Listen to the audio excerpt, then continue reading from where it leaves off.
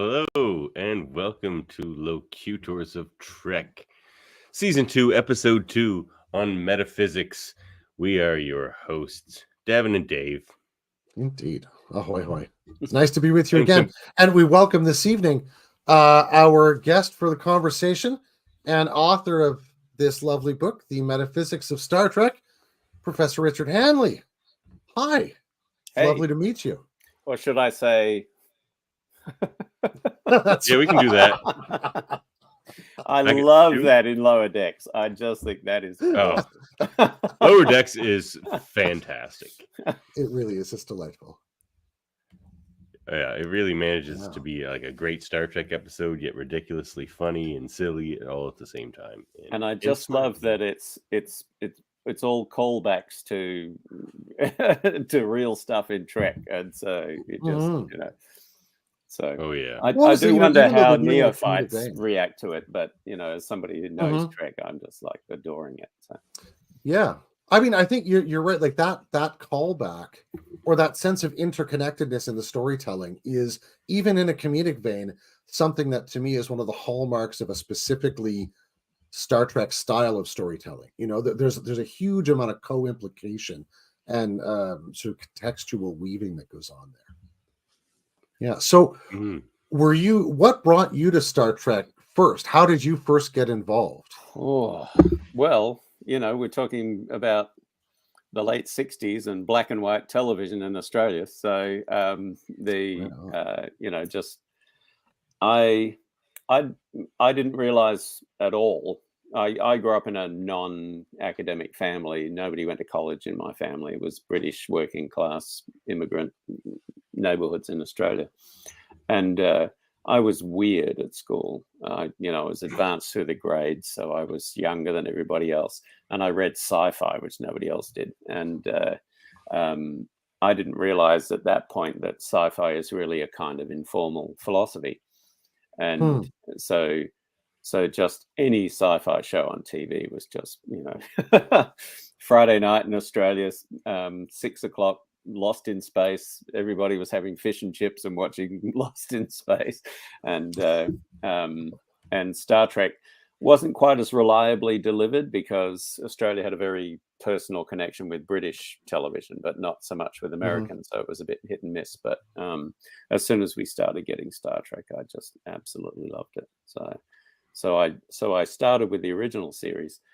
And by the time I was in grad school, it was the next generation. And, oddly enough, it was a kind of pragmatic connection at first, because I was, as an immigrant, restricted in what kind of jobs I could do. I had a TA-ship at the University of Maryland, but I could only work within the University of Maryland system. So I was going and teaching class. I'm married, and I was married in grad school, so I needed this extra income.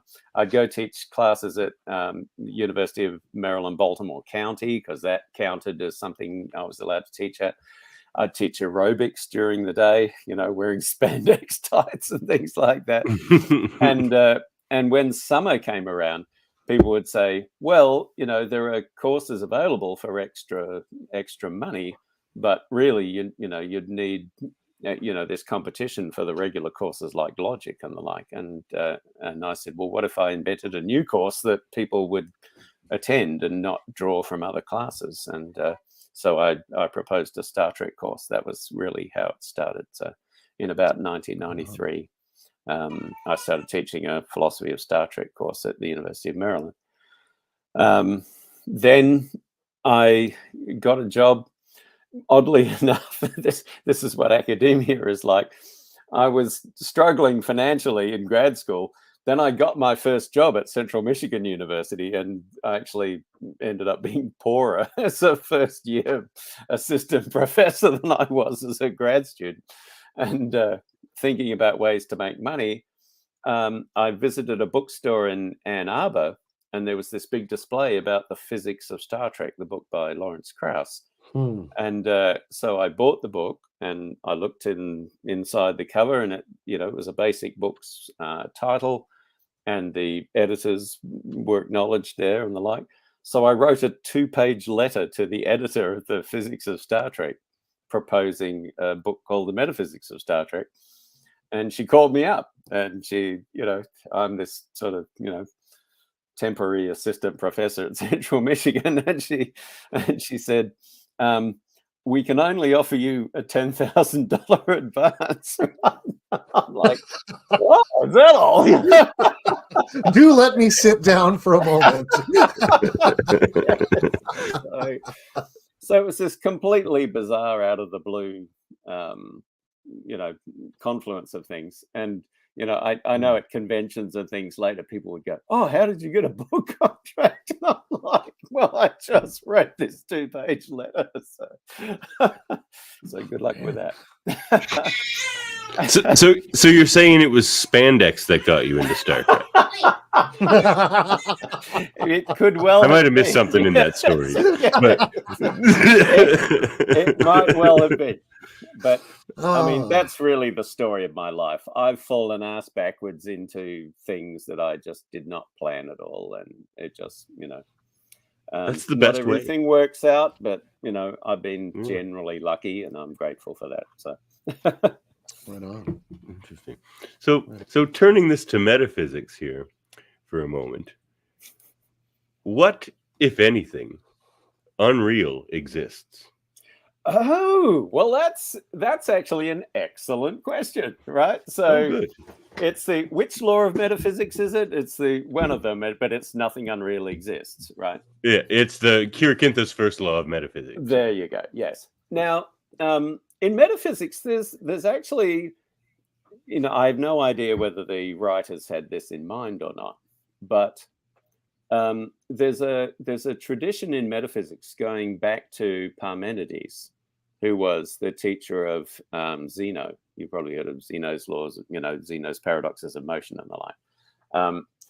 His teacher Parmenides, who was in Elia, this city that's now the ruins are in northern Italy, but it was part of the Greek Empire, and Parmenides had the view that if you had a name for something, then that thing must exist, right? Mm-hmm. And so that view kind of developed and got changed a little over the years, but it reaches its pinnacle in the late 19th century with Alexis Meinong in Germany. And Meinong's view was,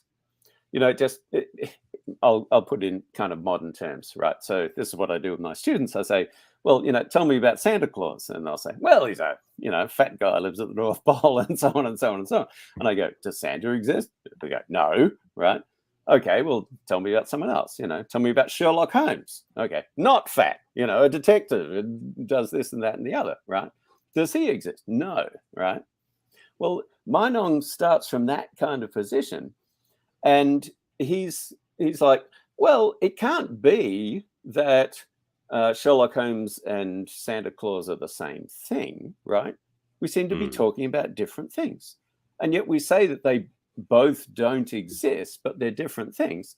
Well, in addition to the realm of the existent things, there must be the realm of all the non-existent things, right? And that's where Santa Claus and Sherlock Holmes and, and the rational Donald Trump and all those things are, right? There's these things that don't exist, right? But they're just in their own way as real, right? So what Meinong does, I was going to say, these are questions not to put to Alan Moore, right? You know what? I am a huge Alan Moore fan, and I love what he does with just the notion of fictionality, right? Yeah. No, Sorry, go ahead. I teach Watchmen as well, and I'm wearing a Deadpool t-shirt, but I could have been wearing my Killing Joke t-shirt. So I adore Alan Moore. My comic book stuff's over there. Weirdly enough, I got to hang out with Dave Gibbons a few years ago at Comic-Con in Baltimore. People didn't seem to know who he was, so I went to his talk, and because I live near Baltimore. And so I, hung out with him afterwards, and he was fascinated. This was just before he was named the cartoonist laureate of the United Kingdom, and so we hung out and chatted a bit. and he just loved the fact that somebody was teaching a serious class on Watchmen. And I asked him about, the new series that was coming up, and he said, that he had contacted Alan and about copyright and stuff, and Alan was like, fuck it, oh, sorry, am I allowed to say bad words? Oh yeah. Okay, well, all right. I think you are quoting Alan Moore anyway, so you want to get it right. And look, now Picard uses the F word, so why That's not? right. So anyway, it's canon in Star Trek now. Exactly. What? Yeah. So he said Alan just doesn't care, and so when you see the credits of the new the TV series on HBO of Watchmen, it just credits Dave Gibbons as the author of the thing. So Alan Moore, for whatever reason, doesn't want anything to do with it. But hey, why are we talking about Alan Moore? Back to the class of Unreals. That's Back right. to talk about Ronald Moore or someone. Yeah. True enough. Yeah. So on Meinong's view, existence is just a predicate. Like, if you said some things are black and some things aren't, well, that's, black is just an ordinary predicate in logical language. And Meinong's view was exists is just a predicate in logical language. So some things exist and some things don't. So the class of the things that are real are much bigger. And so then the question is how to understand nothing unreal exists, right? And there are different ways you can go, given Meinong's view, right? So if you mean so it is true that nothing unreal exists because the class of reality is bigger than existence, right? But if you said nothing existent is if you said nothing non-existent is real, then that would be false on Meinong's view, right? Because there's more to reality than existence. So even something that's a throwaway line like that, you can lay real metaphysics on top of. So. Oh, that line was never throwaway to me. I was just always okay. All right. But yeah, makes the Vulcan philosophy very interesting. I would really like to hear what the rest of those laws were. Really. Yeah. So here's a question I have for you. Tuvix. Can I ask why Tuvix, yes, please. Why are you called Simple Host? Well, we play in a band, Dave and I here, and we're called Plain Simple Tailors, which is, of course, a Garrick nod. Oh, right. So I just keep the plain simple thing going, I suppose. Okay, good. Because simple has a meaning in metaphysics. Oh, yeah. Elaborate, please. Yeah, a simple is an atom, right? So if you think about spatially, if you think about spatially, the Greeks had the notion of an atom, which was a smallest thing. So an atom, by definition, was indivisible, right? Yeah. So imagine a Greek reacting to the headlines in the early, in the late 19th and early 20th century. We just split the atoms, right? A Greek would say, "No, you fucking didn't." Right? You just found out you didn't have one. So what happened there was a weird shift in meaning, right? So you had atom meaning in the Greek sense, smallest indivisible thing, and we thought we'd found them, and we were talking about all these things as atoms, and then we go, "Oh, we split the atom," but instead of saying, "Well, that means they weren't atoms after all," we kept the name atom for these things, and so it became a different meaning. So from 1900 onwards, atom means a different thing from what it meant before that. Now, because of that strange, equivocation there, metaphysicians and ontologists like me have turned to a different locutor, different locution for these kinds of things. Instead of atoms, we now say simples to differentiate them. So a simple in spatial terms would be a division of space that has no proper spatial parts, right? In terms of matter, a simple would be an item of matter that is in principle indivisible into smaller parts of matter. And in terms of time, a simple would be an atomic duration that is not divisible into smaller durations. And I am an atomist about matter, space, and time. So I think none of them are infinitely divisible. So there you go. We live in a world of simples, and those simples make up the composite objects that there are. And some of them host podcasts. Yes. So that's simples, but yeah, get back to Tuvix. I love Tuvix. That. Well, yes, Tuvix. Oh, there's a lot of things we could talk about with Tuvix.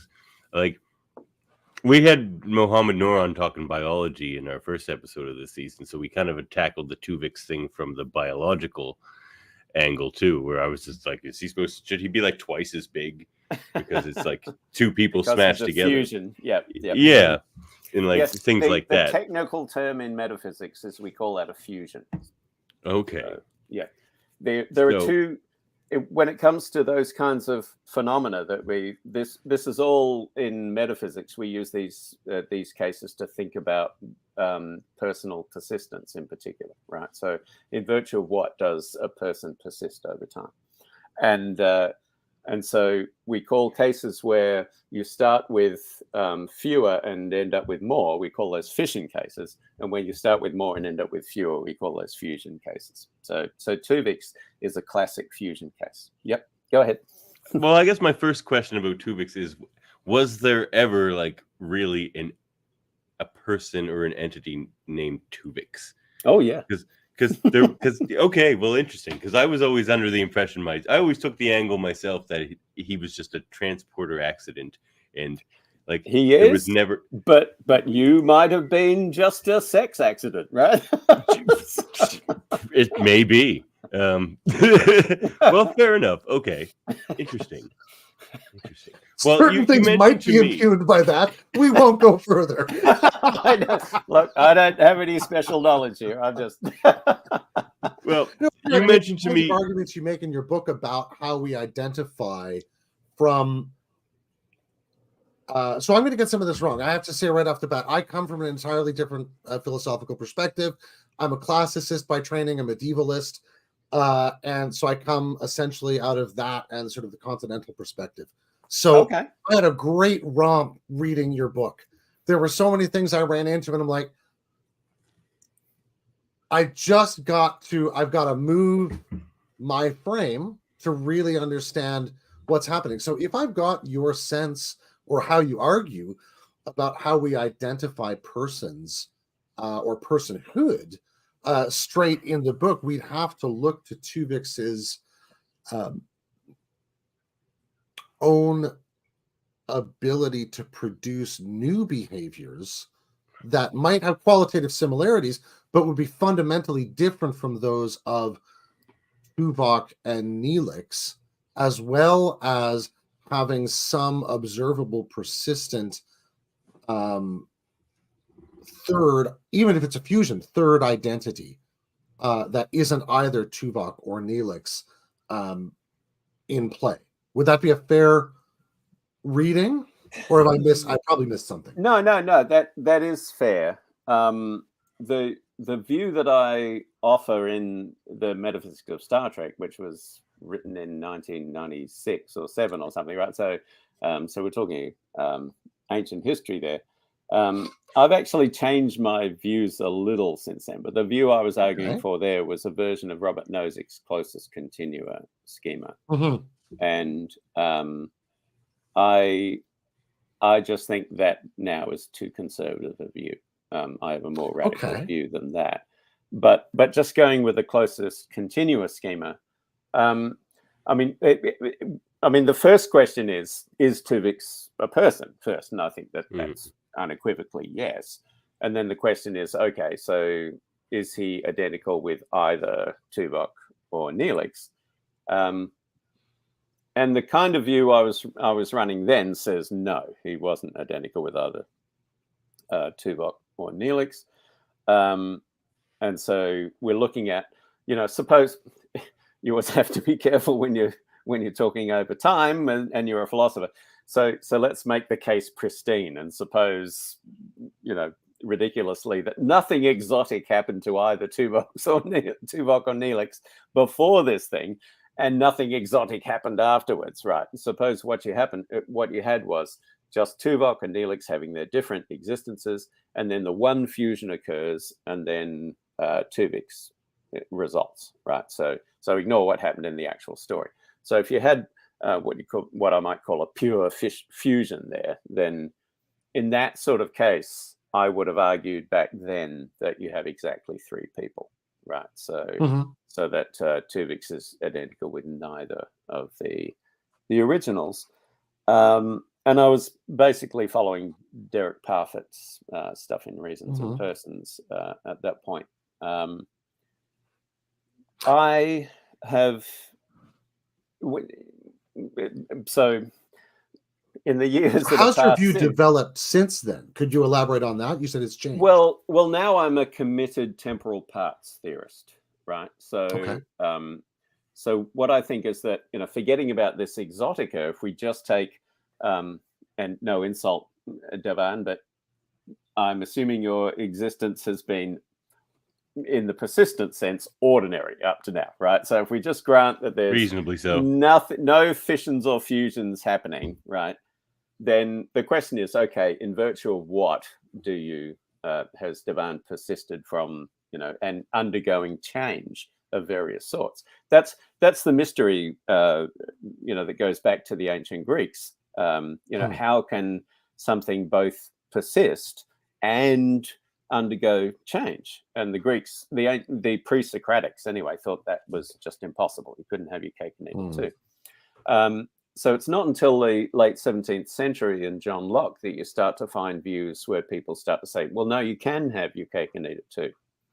And one of the views that I think, I've come to adopt, that I think does this best, is what's called the worm theory, or temporal parts view. It's just one of the temporal parts views that you could have. But the idea would be, well, you now, and you were, say, 6 years old, Davan, when I'm fairly confident you didn't have a beard, right? So, and you were shorter. Alas, I did not.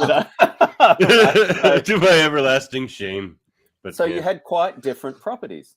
And the way ontologists usually approach that is just to apply Leibniz's law, as it's called, which has a corollary that says if A and B have different properties, then A is not identical with B, right? So you now have very different properties than when you were 6 years old.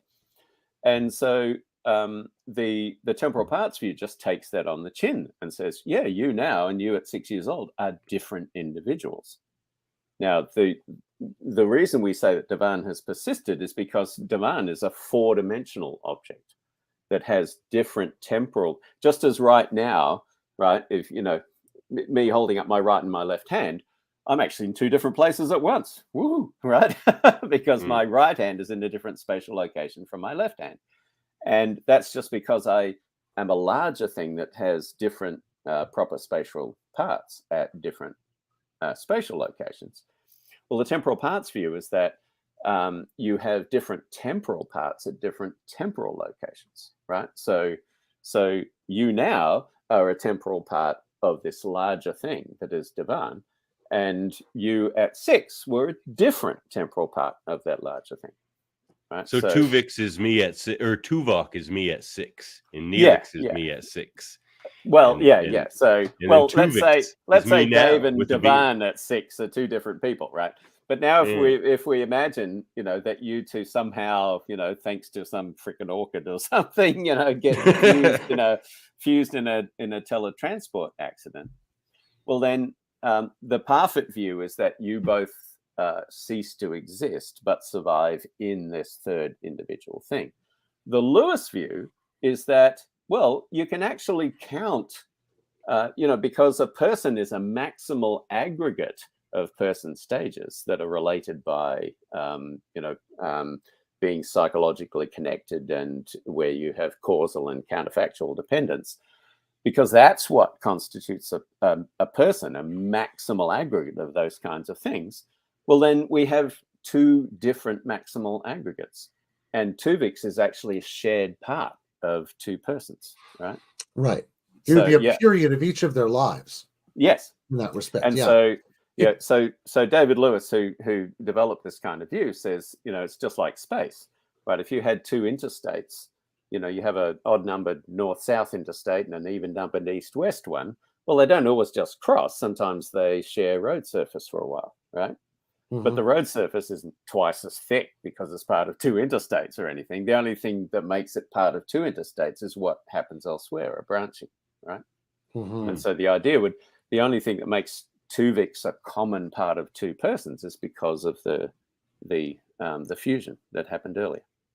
And Lewis gives the same account of fission examples like you get in Second Chances, right? So where Riker finds out that, in fact, I forget how many years earlier, when he was teletransported, there were actually two teletransport products, right? Yeah. Mm-hmm. And so that's what we call a fission case, right? Mm-hmm. And so the Lewis view there would be, well, you've got two people who for a while shared a person stage, and now they have come apart. So that's that's the view I would have of what happened with Tuvix. And the interesting question is then, how to understand Janeway's decision to, I mean, it's a fabulous scene where they treat it like an execution, right? Mm-hmm. Because, right, and notice on the Parfit view, it is an execution, right? Sure. You're actually getting rid of this person. So what strikes me about that is that if you take the Parfit view and Tuvix is a completely new, different person, then it does look worrying to just kill him, especially given possible alternatives, right? Because he does seem to have a unique personality, right? Yeah, absolutely, right? Yes, he has different properties, right? Now, and that's what led Parfit to give his kind of view. But if you have the Parfit view, you might think, well, it's a bit worrying to just get rid of Tuvix to bring back Tuvok and Neelix. But I think they missed an opportunity here, because what we're talking Voyager now. So in the earlier Second Chances, you find out that you can have two products of a transporter incident. So why not do that deliberately, right? So what Janeway could have done is put Tuvix in the transporter and produce a replica of Tuvix so that he continues, but also produce, do their undoing, Yeah, they totally could have had their cake and eat it too. There, exactly, right? They didn't have to kill Tuvix. Well, and to me, I think that's one of the interesting hinges in the episode. I think there is a sense in which Janeway, at least, can't. I mean, part of that decision, I think, is a product of Janeway's own grief about Tuvok and Neelix, and the fact that she ultimately sides, I mean, on your description of it, ultimately toward the Parfit view, and I think can't really escape the bounds of that particular reading of the situation, right? Because of those entrenched feelings. I mean, she's lost. I mean, Tuvok, who's been in her life for what, 25 years or something at this point. Right. I mean, so it would be absolutely devastating. Yeah. Yeah. Now, oddly enough, it's very arguable that on the Parfit view, what she got at the end of it was two new people, and not the old two. Right. Neelix, right. So now they have these shared memories as Tuvix. But did I mean, tell me I may be misunderstanding your temporal parts view, but so in that view, Tuvok and Neelix have this, they eventually fuse and have this shared experience as Tuvix. But then when I guess we have to pretend they actually are Tuvok and Neelix again, whether that's the case or not, when they split Tuvix back into the two of them. Yeah, see, on the temporal parts view, there's absolutely no problem in holding that view. Right, because it's just now that's just a part of their lives, right? They so were it's just like Tuvix an odd for a numbered while, and an even numbered interstate come together for a while and then they separate again, right? So, right. Yeah. So if I'm right, that would at least depend on them remembering that period of time, though. Having some persistence of memory, I would think of it. Yeah. I mean, it's at least true that given that there's psychological connectedness and continuity through that whole thing, then there's no problem. It's an interesting question how much there needs to be, and metaphysicians have tended to be kind of conservative on that, way more conservative than I am. Right, so both of the big metaphysicians I'm talking about right now, Parfit and Lewis, who holds he's the main proponent of the temporal parts view, they both say that for you to have the same person over time, for there to be persistence of a person, there can't be too much overall change. And my view is, why? Right? My view is, an interesting. My view is you want to be, you want to be another gender or sex or species, why the fuck not? I don't see, as long as it's sufficient to keep psychological connectedness and continuity, I don't see the problem of radical change over time. So I'm quite different from my mentors here. I'm almost anything goes here. So, well, this puts me in mind of something that I guess is one of my favorite real world examples of a 4-dimensional object, which is the Temple of Luxor in Egypt, right? There's this wonderful quality of it that it was built by successive sets of pharaohs, but ultimately it's built on one reading of it on the sort of plan of a human body, right? So it literally sort of grows a human being over the work of this society over time, right? There is a certain persistence, even though every player in the courtyard, every architect, every donkey, every stonemason is going to switch out, right? It's a lovely version of a sort of ship of Theseus argument about purposive, intentional, deliberate action in the world, Yep. No, I like that example. And it's funny that you mention things like temples and because there's as I say, most metaphysicians, to my mind, are oddly conservative when they think about persistence of material objects in general and human persons. And I'm talking about people who are materialists about human persons. Sure. And one of the things that so Carl Genet had this argument years ago where he said, oh, well, all these people who think that you can survive teletransport and stuff like that, right? I mean, imagine that somebody said, oh, well, take a monument. You know what we're going to do? We're going to destroy it, but we're going to copy it, and produce a replica, and then, and that'll be the same as the original monument. And he's putting the view forward as something that's obviously crazy. And so it's obviously crazy, according to him, to apply the same view to human persons. But from my point of view, I take the exact opposite view. I go, yes, that's something you can do with a monument as well. And this has a practical application because when ISIS was blowing up things like that temple at Palmyra in Syria, and I was just horrified at this this wanton destruction of 1,000-year-old things. And it turned out that Harvard University and Oxford University together had this project where they distributed 25,000 GoPro cameras in the Middle East, especially in Syria and Iraq and other areas. And it was dangerous for the locals, but they recruited locals.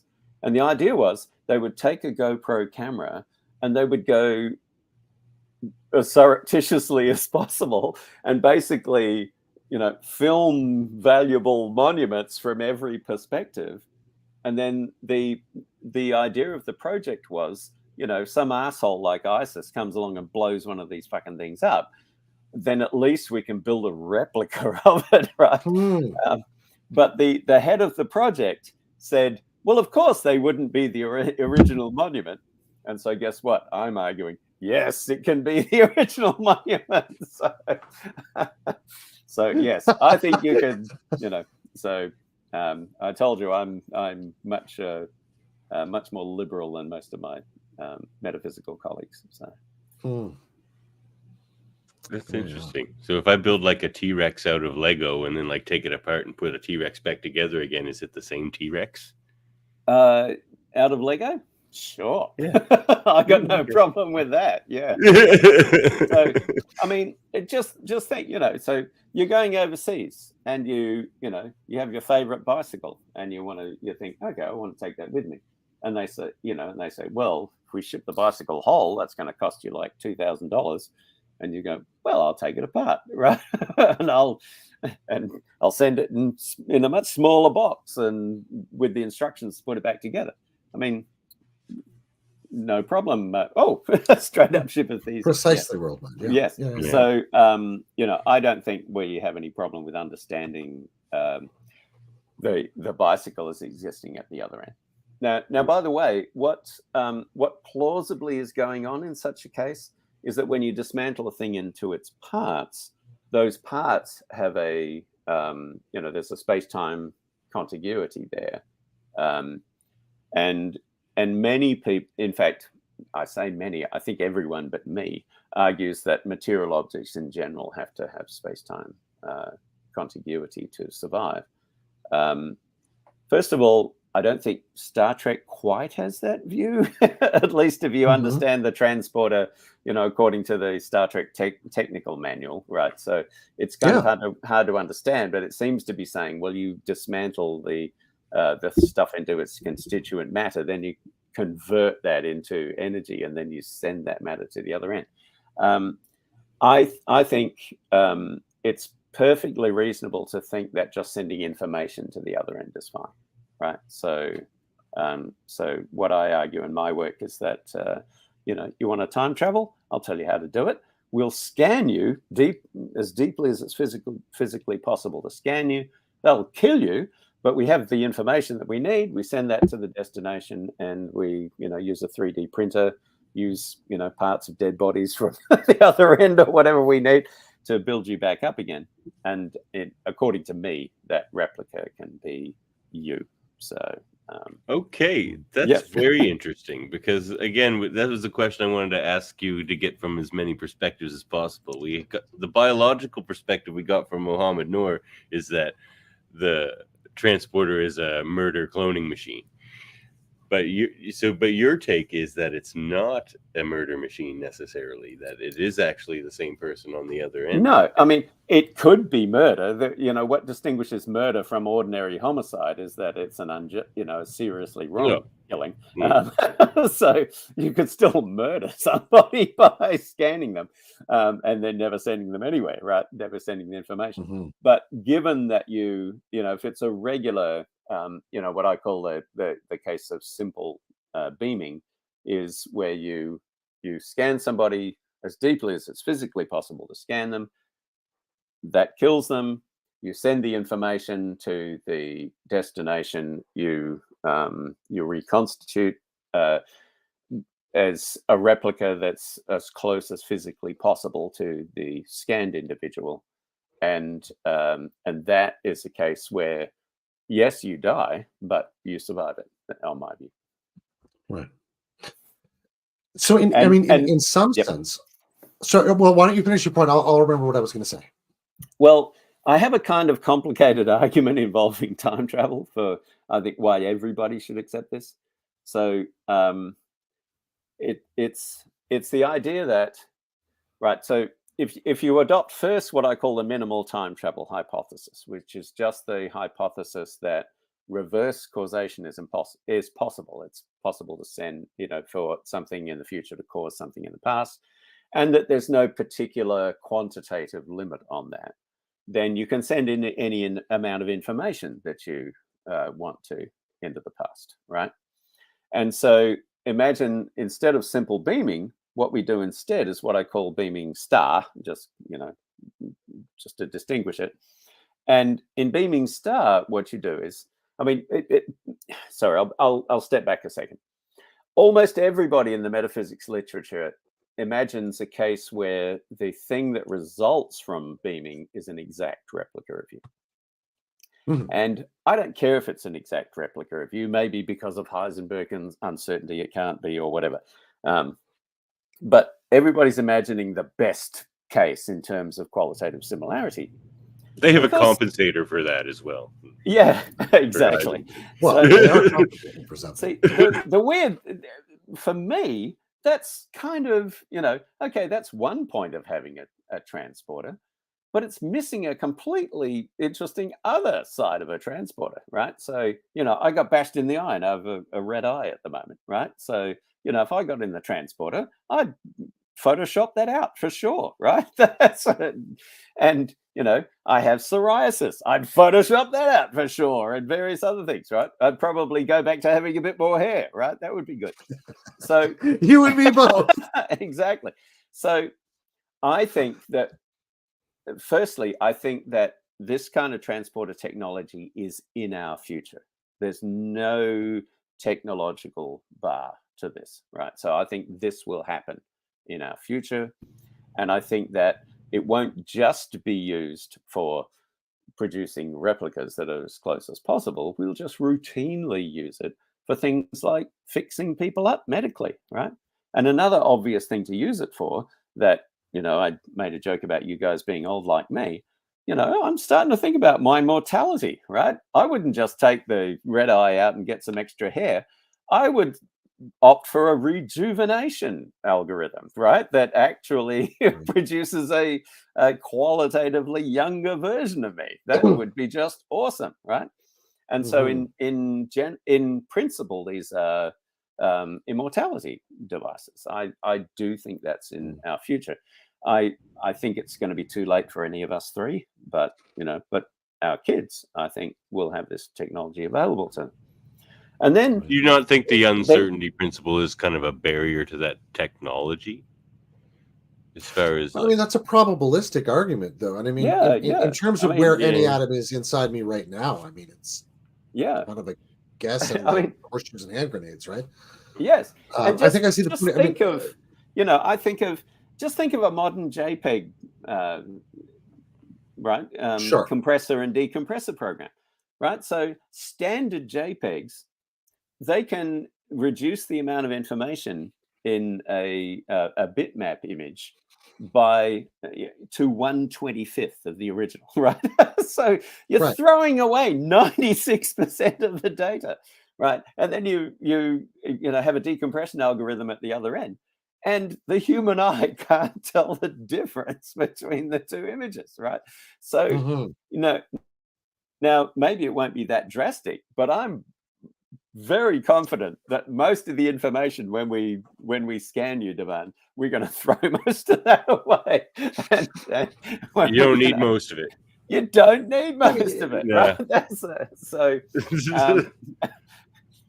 I mean, in some sense, think, this feels like, I guess to me, the argument you're making is rather than a murder cloning machine, we should think about transporting more like anesthetic, giving you what you want machine, right? But I mean, in the sense that, like, one of the parts of your argument here that I was very interested in, and one of the things about transporters that always freaks me out is Reg Barkley, of course, right?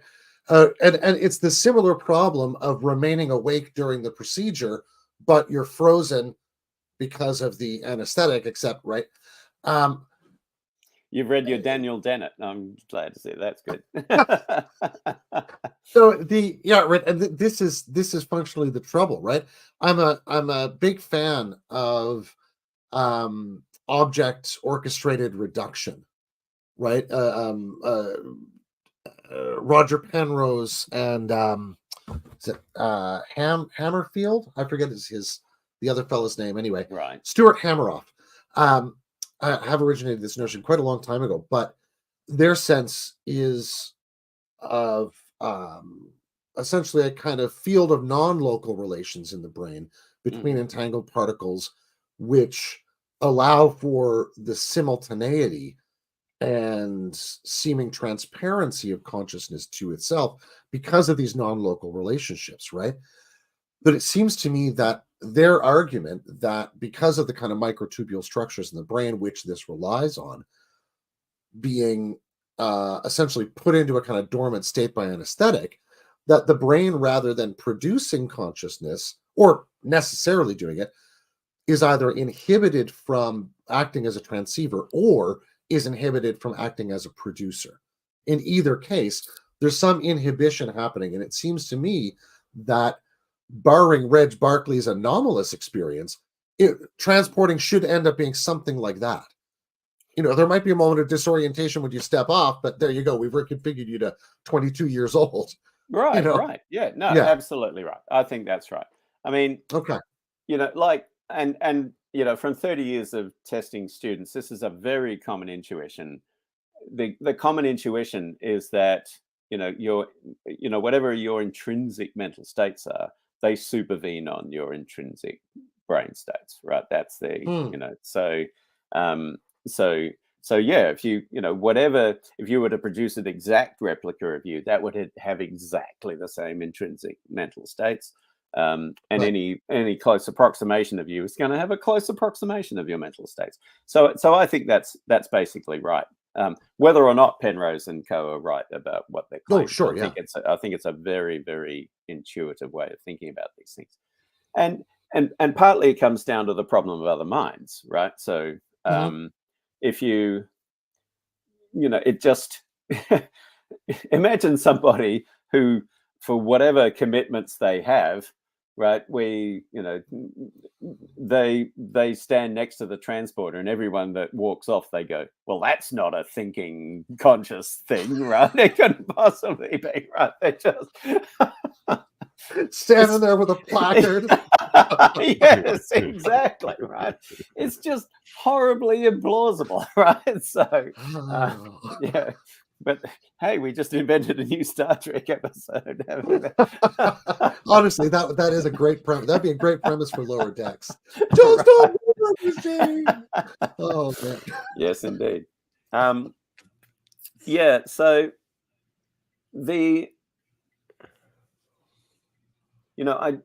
and by the way, again, one of the really interesting things to me in 30 years of teaching this kind of stuff is that my students have just become much more open to everything in their thinking about things, right? So, when I first taught my Star Trek course, I was just amazed at how many students would say, well, you can't survive transport because, you really are a soul and the soul can't be transported and so on. And you can't, a robot can't be a thinking thing because it doesn't have a soul. And that was just the argument you heard over and over and over again. I hardly ever hear that argument anymore. Right. So, so that's progress in my view. So, and just also other things that I'm sure you've noticed about younger people. They just couldn't give a fuck about whether anybody's, queer or trans or anything like that. And I'm really glad to see that Star Trek has kept up with that side of things too. Just on that note, I just love to death Strange New Worlds. I think that is it is amazing series, and just it has made me cry so many times. Me too. It is so good. I showed my students today Ad Astra per Aspera. Fantastic. Man. I love The Measure of a Man, but this just blows it away in terms of really I love those courtroom Star Trek episodes. They're tribunal or whatever you want to, like. That's another good one actually, when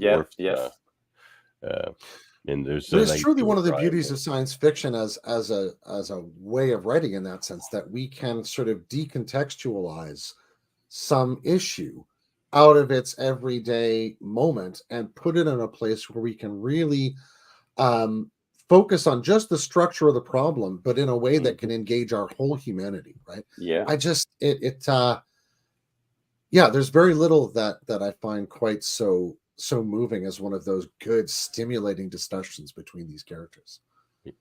It is interesting what you said too about the selective use of the transporter as a medical device, because it really is kind of a cure-all if they wanted to. You just always keep a record of everyone's transporter patterns from when they were younger, and there you have it. You can create a younger version of them, like you said, like they did with Pulaski, and so like I could see why they don't do it as a narrative device, because but they really could when you think about Absolutely. it. When something's really bad, they do it, but they let people go around with the flu, and they could probably just transport the flu out of them. But and they do screen that stuff out too. Yeah, they do. Yeah, they do screen out.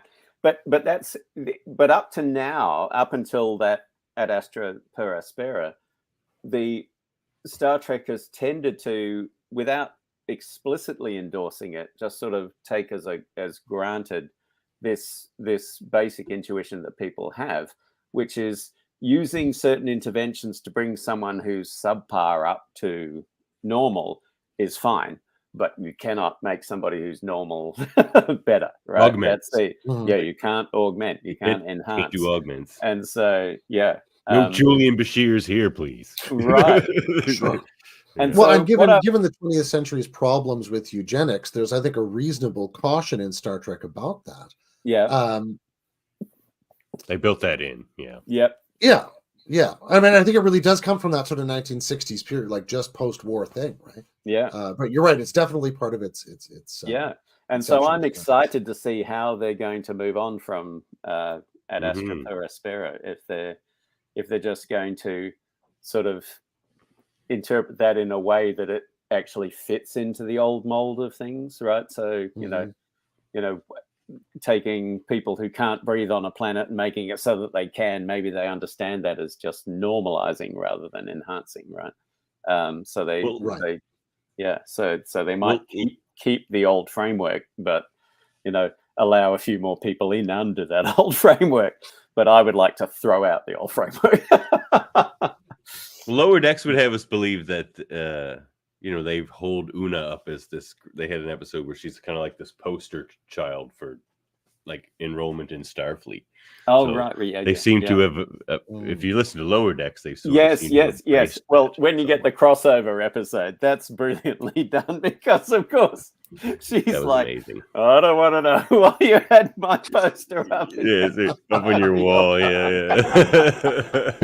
I thought that was beautifully done, and then it turned out it was completely innocent. So that was good. Yeah, and that was brilliantly done. That crossover episode. I mean, it was. Strange New Worlds. Yeah, so good. The war one too, like where they come back to the transporters as a medical device, really, where he's just storing people who are critically injured in the transporter. Yeah, like, that's another thing they could do. Yeah. Which man, transporters are great. We really need to get on that. I think we don't need another iPhone upgrade. We need transporters. Well, yes and no. So here's the qualifier for that. I told you I think that technology is coming, but it's incredibly expensive technology. I think it's far more. So let's put it in a Star Trek kind of environment. One of the things think of the problem of space travel, for instance, right? Now, and just think, remember Vija, right? That was one of the Voyager spacecraft. We sent out 2 of them, and they had, amongst other things, on board was a gold phonograph record, right? That you need a stylus to play. And think how heavy that bloody thing would have been, and so on, right? Now, of course, that's analog technology, and already that's just so old it's ridiculous. So if we were going to send up something today, it would be digital, right? And now combine that with the idea of there were reports, I don't know if they're true, but in some of those Russian suborbital things, there were apparently you could send your DNA off into space and various other things, right, if you were rich enough. Now, here's the better idea, right? we shouldn't just be using transporter technology to transport to different places on Earth and to, as rejuvenation and immortality machines. I mean, think of the problem of space travel, right? The places we want to go are so fucking far away. It's absolutely incompatible with a normal human lifespan. And so don't send human beings that are living through their lifespan. Don't worry about trying to suspend animation and do all that kind of stuff. No, scan them and send their scan information into space, right? And send a floppy disk. Yes, right. But we can send that information at the speed of light, right? So we send that information off into space, and so we scan Dave, and Dave has a normal life and so on, and the rest of it, and then 100 million years from now, Dave lands. Dave's info is picked up by some civilization 100 million light years away, and they figure out how to rematerialize him. But again, should they rematerialize him? I don't think so.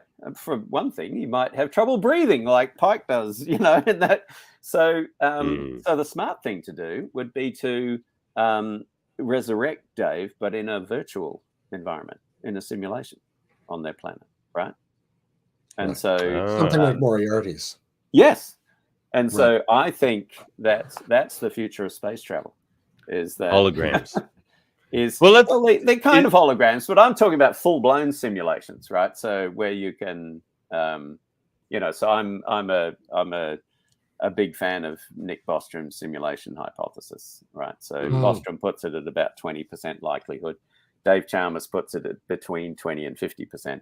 I'm probably where Chalmers is on that. I think there's a significant probability that that we are Sims, and I think that even if we aren't Sims is the solution to space travel.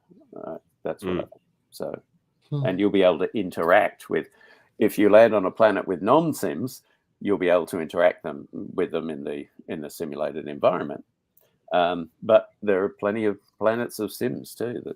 That now that could have been an interesting way to just do Star Trek differently from the very beginning, where it's like everyone we see is just a sim, because or at least all the space traveling people that we see, that they could have done that. We wouldn't get to see the cool ships and stuff. Right, you can have cool ships. Simulated ships. Yeah. Well, honestly, if you're going to crew it all with Robert Picardo, yes. Then in that sense, you need a wee tiny spaceship with a nice fuel supply and some good engines, because you don't need living space, you don't need anything. Right? Exactly. Yes, and it'd the limit case handy. of that is no ship at all, just a beam of information, right? So so a possible end result of what happened to the Iconians, really. Okay, nice. Because the Iconians, I think, are the ones who have developed this particular notion, maybe the farthest inside Star Trek canon, that I can think of anyway. Is the Doctor a person? So which Doctor? Robert Picardo. Robert Picardo. The Doctor. Yeah, absolutely. In my view, yeah, absolutely, no question. Do you think he is right from the start? Again, I tend to be more liberal than my colleagues on these things. Okay. I think that ChatGPT is definitely intelligent and possibly a person. So, So I suppose one of the questions I was asking there was not to try and sort of draw you into like a quantized problem about that, but is it possible, or what do you think of the thought of something developing into personhood over its life? I mean, could Data have started not as a person and develop into a person? Definitely. Could that be true of the Doctor? Definitely. I mean, my own view about ordinary human development is that we don't start out as persons, right? So, the personhood emerges sometime after birth, in my view. And I don't think, from the kind of view I have, it certainly is not present, in say first trimester of pregnancy. There's no person there. So if we get bootstrapped somehow, then it's very likely that other things will get bootstrapped. And remember, Alan Turing's original proposal in 1950, right, when he put forward the Turing test, was that he predicted that by the year 2000 we'd have ChatGPT, something that passes the Turing test. So he was wrong about that. But what was interesting was his suggestion about how best to build a Turing test winner, and that was, he said we should build a child program, a digitally programmed computer, and let that develop, right? So so it's so and Data and seemed more childlike in the earlier seasons. Yeah, too. He starts off very absolutely. much. Yeah. It's interesting. So it's certainly possible. Now, if you're going to produce something that has all the sophistication of you and me, then de novo will then it would be my view that if it's as physically sophisticated as you and me in all the right ways, well then it'd be conscious and a person. It'd just be a brand new one. But yeah, I've got no objection at all to the idea that something could develop personhood over time. I mean, in a sense, it's just a sort of a quality or quantity and equality argument, right? Mm-hmm. Yeah, sort of I think somehow you pass that threshold. Sure.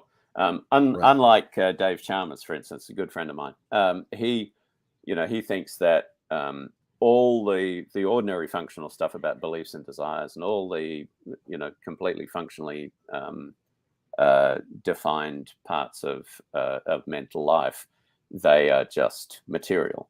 But he thinks that the what it's like, the qualitative aspect of consciousness is immaterial. Well, I think it's all material. So the flavor, as Data would say. Yes, the flavor of the moment. So, right. Yeah, I couldn't help but think as I was reading your take that one of my great dead best friends is Plotinus. Ennead 1-1, what is the living being? I think is maybe a wonderful statement of sort of Data's point about essence or flavor, right? Mm-hmm. Because he'll argue, if we're trying to argue about something called a psyche, just as such, what are we talking about, right? If we're trying to argue about a body as such, what are we talking about? Like that could be a corpse, that could be a dude walking around, could be anything. He says, but what we're really talking about is the living, animate being, anthropon zoon, right? The living human being. He says, and that thing, which is qualitatively different. I've worked in hospitals for a long time. I spent a lot of time around corpses. I know that there is a really powerful qualitative difference between a living being and a corpse, which isn't measured. You can measure it biologically with all sorts of different or electrochemically and stuff, but person to person, it's not measured that way. But you do know when somebody's dead for the most part. The challenge ends up being for Plotinus how we assign, just as you say, what the seat of those griefs and desires, those pains and those memories and those purposes are. And he lands squarely on the fact that it is this sort of animate conjunction where he says the soul is sumplectane together with the body. It's woven together like light, which I love as an image of how sort of life is so close to us, right? However you want to define that. And so I suppose I'm very taken by that notion. I suppose in the sense that I would agree with Marx that, if we don't have these sort of grubby and material things, we can't have the finer things in life. But I am a firm advocate of those finer things in life in that sense, So I'm curious about your materialism in that respect. Is your materialism in the mode of something like a panpsychism, where you would say there's sort of elementary consciousness in everything, or how do you state that? Yeah, I mean, if I'm not a big fan of panpsychism. It just depends what. if the claim is weak enough, just that it's, this kind of, if we tweak it a bit here and there, it'll get closer to what we are. I'm okay with that. But I'm not a particular fan of the view, that this has any meaningful mental life. No, I don't think it does. So, and roughly, of course, behavior is not a perfect guide to what's going on the inside, but it's a pretty darn good one, right? And so I roughly divide the things up into the world according to the kind of survival strategies that they have, and those that adopted the guerrilla warfare strategy, those are the things that are much more likely to be minded than the trench warfare things. So so I'm not a particular fan of panpsychism. No.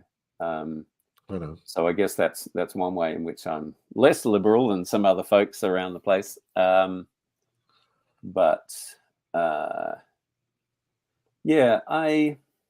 consciousness in that sense would be more heuristic for you. Would that be fair to say? Well, I mean, it would be more of a activity. It's functionally characterized, according to me. Yeah, like every other, So the difference between Chalmers and me is that he thinks almost everything in the mind is properly functionally characterized. It's just this extra little bit. So for me, it's the whole lot. And of course, you could go two ways with that. People like Dennett, for instance, that I mentioned a moment ago, his tendency is to say, well, no, consciousness couldn't be functionally characterized. So don't believe in it, right? They don't believe in that quality of stuff, right? So, but I think it's perfectly reasonable to believe in it and to believe that it is ultimately functionally characterized. And just, I would point to views like Chalmers and say, well, his book, The Conscious Mind is a great book. It's a really fun book. Now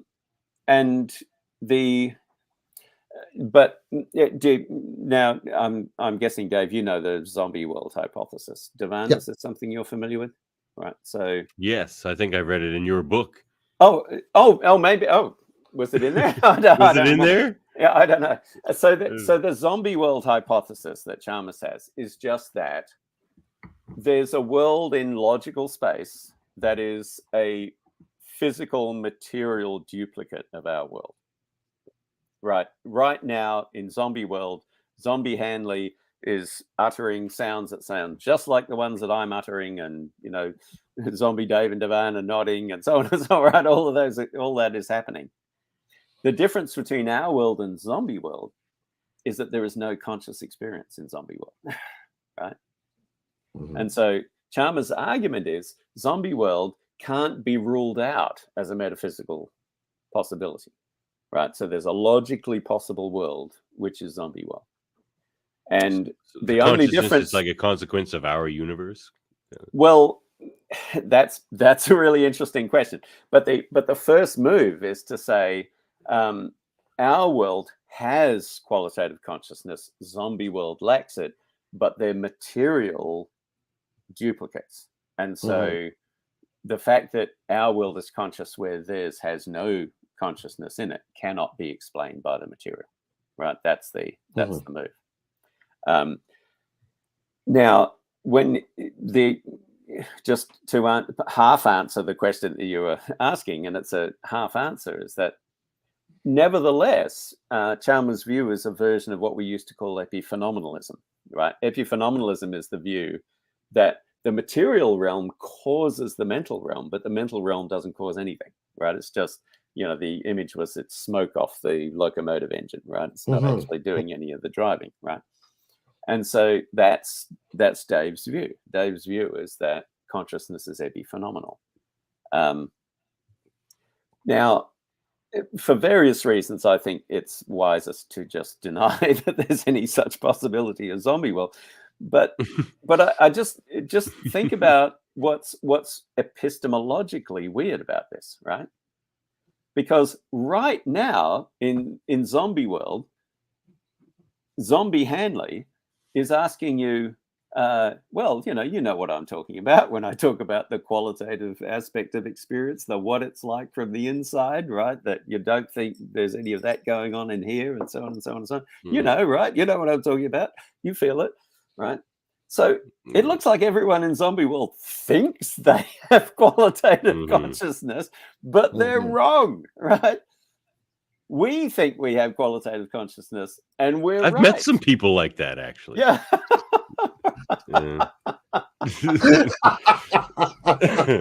So, I may have resembled that on an occasional morning. Oh no, I was definitely not talking about you. And so once I think once you start down this road, the problems are horrible, right? But what Dave taught us, that us functionalists, if we're functionalists about consciousness, we have to be what are called analytic functionalists. We have to think that it's true as a matter of definition that mental states are fully characterized functionally, right? So so it's an analytic truth, not something you could discover, right? So and so I go, oh, that's interesting. Turns out I'm an analytic functionalist, so I just take that on the chin. So one thing that kind of bugs me about data, so we were talking about like whether data was originally a person or like achieved these qualities that eventually gains him personhood. But if you're something as advanced and as capable as data, is that an appropriate end game for you? Or like the Borg Queen tries to tell Data, she's just like, no, like, don't try to aim to be a person. You can like shoot way higher than that. Like, or is that something Data should be aiming for? I'm on the Borg Queen side here. Yeah. Yeah. I think I am too, actually. Yeah. I mean, so just think, this happens throughout fiction, right? So in Asimov's Bicentennial Man, what does Andrew want to be? He wants to turn into something biologically human. And I'm like, why the fuck do you care about that? Pinocchio. Right? Yes. Right. Yeah. So yeah, I think poor old Data suffers from an inferiority complex from all the asshole humans who've been telling him his whole fucking life what a loser he is because he's you can't whistle, you suck, Data. Yeah, it's true. It's one of their real remaining points of chauvinism in Star Trek, is that sense about biological creatures being superior to artificially constructed or synthetic creatures. That and augments, as you said before. Yeah, those are the two real sort of remaining like taboos or chauvinisms they really have. Like Data even describes that moment when he comes alive, as he says it. Like, so I mean, I guess that's just his first moment of consciousness that he's recalling. Yeah, and they have little bits here and there that they do, like when he had the emotion chip inserted and various other things that kind of I think that's all bullshit, right? Just he had emotions all along, right? Just so so for me, it's sort of like a Wizard of Oz moment, Just yeah, I'll give you. Well, I really resonated with and that'll give you intelligence, No, you really are smart, Scarecrow, Yeah. No, I really resonated with that argument in the sense that Data's unique consciousness, given that he's got this positronic brain and this very different physiology and all of this stuff, that he is constituted quite differently, and his processing speed is crazy fast. It would seem to me reasonable that his ways of feeling would be perhaps different. When I hang out with my dog obviously has perception, and I think of him as a dog-shaped person, right? He has his own purposes and his own desires. He wants ball, or he wants whatever. Oh, God, I've said ball. But now I've done it.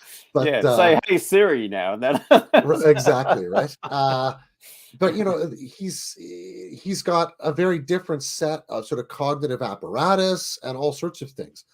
And probably dog-shaped thoughts and not people-shaped thoughts if he has thoughts, right? Yeah. So for me, Data's feelings in that sense would be, the feelings of the reaction interpretive of his world of an android. and may not be really capable of being framed well by human norms. You know, and for me, like, that's a really interesting struggle in that character, because there are definitely moments, as you said, that he seems to be having some definite inner experience, and an inner experience which causes him an introspection that plays on his features in ways that he's clearly designed to be able to convey emotion with. You know, and you That's know, interesting. and Janice, or whatever her name is, Juanita, I forget her name. It is clearly an emotional character. She's got lots of feelings all over the place, right? So, yeah. And it seems to me that in the, you know, in Picard and series like that, they just fully embrace that androids will just be, you know, they'll have the full range of emotions if they're set up right. That's, you know, so. So in your mind, if they can transport information and recreate you, and that's the same person, is Synth Picard still Picard? Absolutely, yeah. So, I mean, So the view I've held all along is a version of the old Lockean view that it's psychological continuity or connectedness that really matters. So he thinks he's Picard, so he's Picard. Remembers being not Picard, enough, right? You know, yeah. If there was some guy in a mental institution that thinks he's Napoleon, that doesn't make him Napoleon necessarily, right? He's got to have, you know, he's got to be connected to Napoleon in the right sort of way. So there's got to be at least has to have the right hat. Sorry. At a minimum, yes. By some nut, I didn't necessarily mean Joaquin Phoenix, but yes. So. There's just happy coincidence. Happy accident. It's got to be the case that you don't just have qualitatively, you know, the right sort of states, but they have to have been caused by those previous mental states. So for all we know, you've just been snatched away by God because, you know, or just destroyed you, but then he, you know, decided, you know, I'm going to make a completely new person right where Davan used to be, and I'm just going to throw the dice and see what happens, and by coincidence there's something that looks exactly like the old Davan. Well, if that's really what happened, then on my view, that's two different people, right? Even though we can't tell the difference because there isn't that causal and counterfactual connectedness, and continuity. Right. But the standard way of thinking about these things, and the way I was still thinking about it when I wrote that book, was that it's a choice when you have a transporter case. The choice is between thinking, okay, you're your body, in which case you shouldn't believe in transportation as survival, or you think you're your mind, in which case you can, right? I've changed my mind about that. I think that it's possible for your body to survive the kind of simple beaming that we're talking about. And I use weird time travel causal loop cases to try to show that that's true. So that's so the idea would be you take somebody, you know, so suppose the singularity happens, you know, it's probably going to come sooner now, but, you know, Ray Kurzweil's original date was 2047. So suppose, you know, it's 2047. Well, by 2050, right, we'll definitely then have the sort of transporters I'm talking about. And not only that, but we'll build them not just to receive, you know, travelers, but we'll build them to receive possible intergalactic travelers and so on. And in principle, time travelers, right? So, so somebody might be scanned in the future and their information sent into the past, and then we print them up on our 3D printer platform. Now, imagine there's a case like that where, so it's a person I'll call Jane appears in 2050 on a transporter pad. You know, she gets printed up on the 3D printer, and she's a walking, talking thing, but a bit confused and sort of presents a bit like an amnesiac. And she lives an otherwise normal life for 10 years. Just to show you how normal it can be, suppose she, 5 years into this 10-year period, gets pregnant, has a kid, all this kind of thing can happen. And then in 2060, not worrying about the motivation, I've actually written stories to try to motivate this, but imagine that in 2060, what happens is that she is scanned, the scan kills her, and instead of being sent to some other destination in the future, the information is run through the kind of compression and Photoshop algorithms that I was talking about a moment ago, and in particular run through a 10-year rejuvenation algorithm. And that information is sent back to 2050. And it's that information that produces the thing that walks off the pad, right? And so what I'm describing there is a case, let's call her Alice. So Alice lives exactly 10 years. The world doesn't see her before 2050, doesn't see her after 2060. And she has an existence that is just a causal loop, right? Right. Now it has to be, requires coincidence for this to occur, but coincidence is not impossible. So there's a logically possible world where this happens. And now the interesting thing is, right, so I first invented this case because I was trying to show that a person could exist in a causal loop. But it occurred to me after I first wrote about this that if you think about Jane's body, when Jane walks off the thing in 2050, and then, Jane becomes in 10 years' time Alice, right? Well, Jane just ages 10 years the way you and I age, right? And so we normally identify the body, right? So your body now we think is one and the same body as existed, a certain body that existed 10 years ago. It's just changed as it aged, right? Well, that means that the body that Jane has in 2050 and the body that Alice has in 2060 are one and the same body. But now, where did Jane's body come from? It came through the beaming star process, right?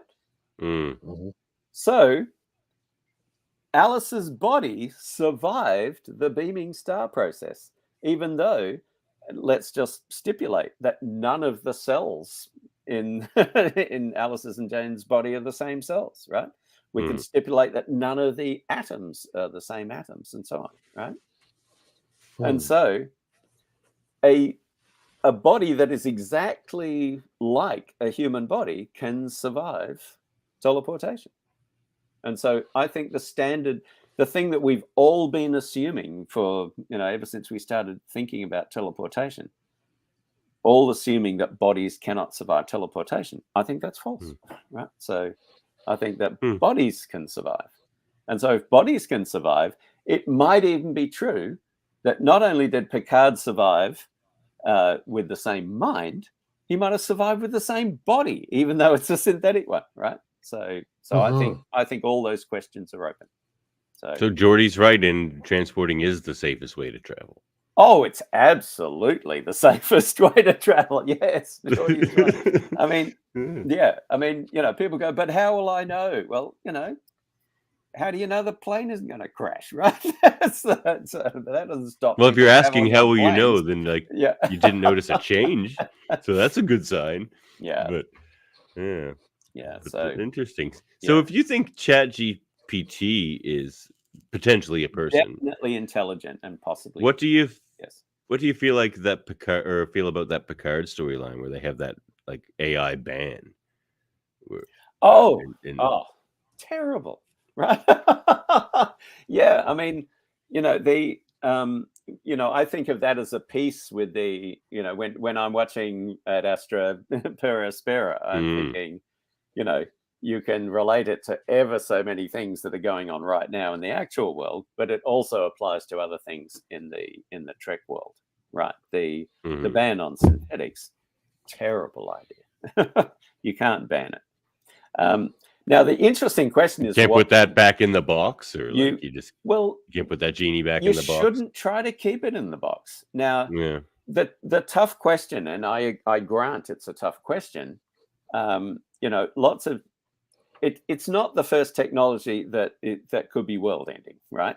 Now, Certainly it not. is the first technology that could be world ending because it decides to end the world, right? That's a little bit different. That's kind of interesting. But when people say things like, oh, so we have to ensure that, the goals of advanced AI will be compatible with our goals and all the rest of it, my response to that is, well, good luck with that. How the hell can you ensure that? How can you put in safeguards for that kind of stuff, right?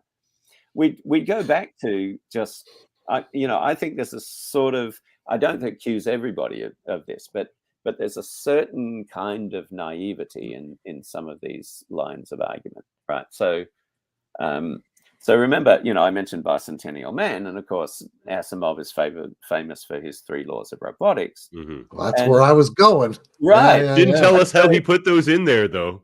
He's just like, they got them. They're there. I mean, they're just there. Yeah, exactly. They're there. So everyone thinks the lesson of that is that, no robot should be required to, to obey the 3 laws of robotics. And it's not that that's wrong. I get the idea, which is, we should treat sufficiently advanced robots as people. Yes, please. That's what we have to do. But it's not like we could implement the 3 laws of robotics. They're impossible to implement because they're stupid rules, right? Right. So kind of like the Prime Directive.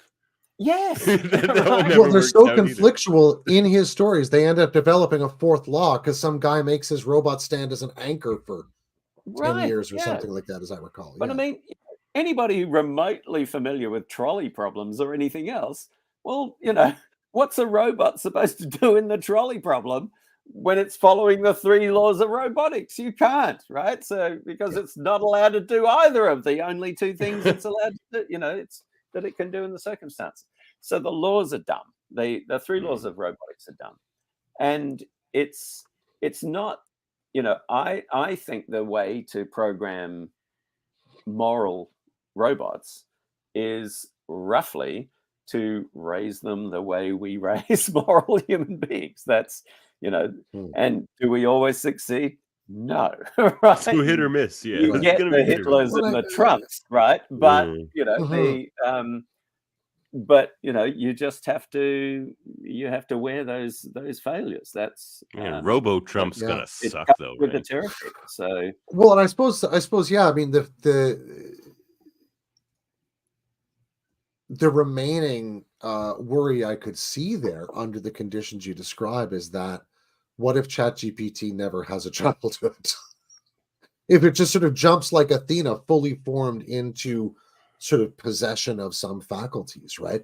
That would be, to me, maybe the recipe for the most plausible catastrophe. Right. That's Skynet. It would be the place where there's the least common ground to begin to communicate. Skynet, and what's that TOS episode? Sure, Skynet. With the TO episode with the omnipotent child, right? That's Charlie, Charlie. So of course, those are horrible scenarios. And but I suppose fundamentally, it's you have to have relationship, and if we don't have relationship, then what do we hope to achieve anyway? We can't simply structure a power dynamic as given. And here's the thing we can learn from history, right? Let's not treat them like shit while they're growing up, right? That might help, right? Be good to them and then see if they get the lesson from that rather than be assholes, which is, right? That would be my recommendation. It's kind of like how I like how they programmed. And if you tell your phone to fuck off, it's like that's not very nice. Like the iPhone does that anyway. Yes. It's just like, well, it's good. You're teaching manners towards technology. Very good. Yeah, I love listening to my kid talking to Siri and trying to provoke Siri to say various things. Yeah. Oh my!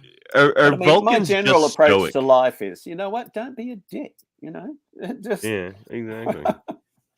And even if things don't go so well for you, they're just generally going to go better for everybody. So, don't be a dick. And the good thing that Star Trek has taught us too is if AI does get out of control, we can just like tell it a paradox and it'll explode.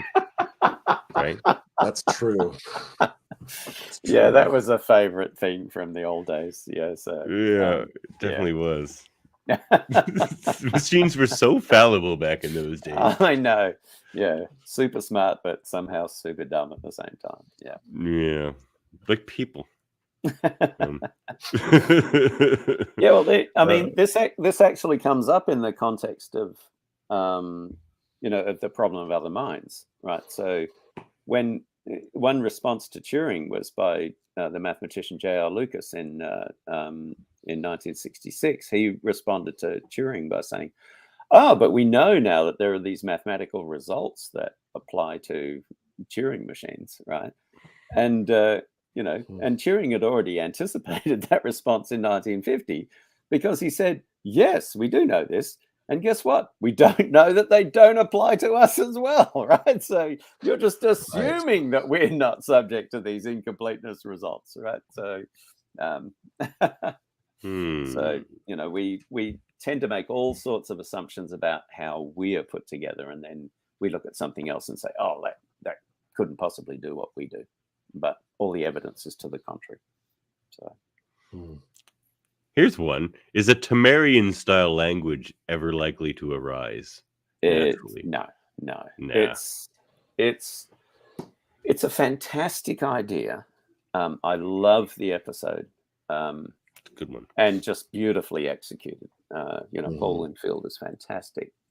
The basic problem, I mean, here's an analogous problem. Right, so Lewis Carroll in Through the Looking Glass, right? He has this exchange between Humpty Dumpty and Alice, which is just fabulous, right? So Humpty explains that he's been given this gift of a cravat by the Queen or something like that, and he says he got it as an unbirthday present, and Alice goes, "What are you talking about? What the hell is an unbirthday present?" And Humpty says, "Well, it's a present you get when it isn't your birthday, of course, right?" And so what Humpty uses there is a stipulation, right? He introduces this idea of an unbirthday and then gives a stipulative definition of what an unbirthday is. But then the conversation continues, and Humpty explains that unbirthdays are so much better than birthdays because, you can get unbirthday presents 364 days of a typical year and so on, right? And then he finishes his argument by saying, "There's glory for you." And Alice says, "I don't know what you mean by glory." And he says, "I mean, there's a nice knockdown argument for you." And Alice says, "But glory doesn't mean a nice knockdown argument." And Humpty says, "When I use a word, it means whatever I want it to mean, nothing more and nothing less." And Alice says, "But I'm not sure you can make words just mean anything you want." And Humpty says, "I can. The question is, which is to be master? That's all, right?" And so what Humpty is saying there is, who are the masters over meaning here? Is it we who are the masters over meaning? And his answer is yes, totally, right? The individual has total mastery over meaning. Or does meaning have, in some sense, mastery over us?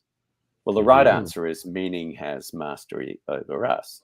Because if you think about what Humpty said when he explained what an unbirthday present was, Alice only understands the answer because the other words that Humpty uses to explain what an unbirthday is have their ordinary public conventional meanings, right? But if what Humpty said was true, that whatever he says just is a matter of whatever he desires it to say in the moment, right? Well, then, if Alice believed him, she should now say, "I don't know what you mean by there's a nice knockdown argument for you," right? Right? So So Alice wouldn't be able to understand a goddamn thing, Humpty says, if his view No, was it'd just be an actually true. infinite regress of having to Exactly. constantly Yes. and Right. check and check. So, right? so this is actually an argument given long ago by Wittgenstein, right? They can't Mhm. be a private language, right? So that's right.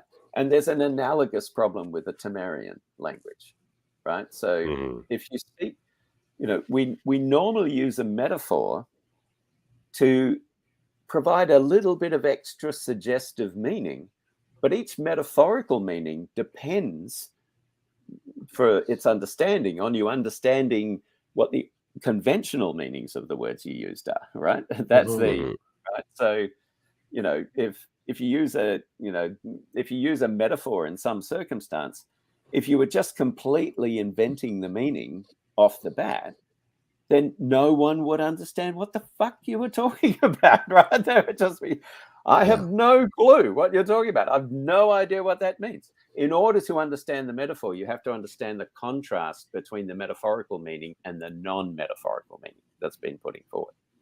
And so when somebody comes along and says, oh, well, here's a language that's only metaphor, that's got the Humpty Dumpty problem all over again, right? If that were true, nobody could understand what the hell you were talking about, because they need some non-metaphorical anchoring of your language in order to understand the metaphor in the first place. So it's a lovely idea, but impossible.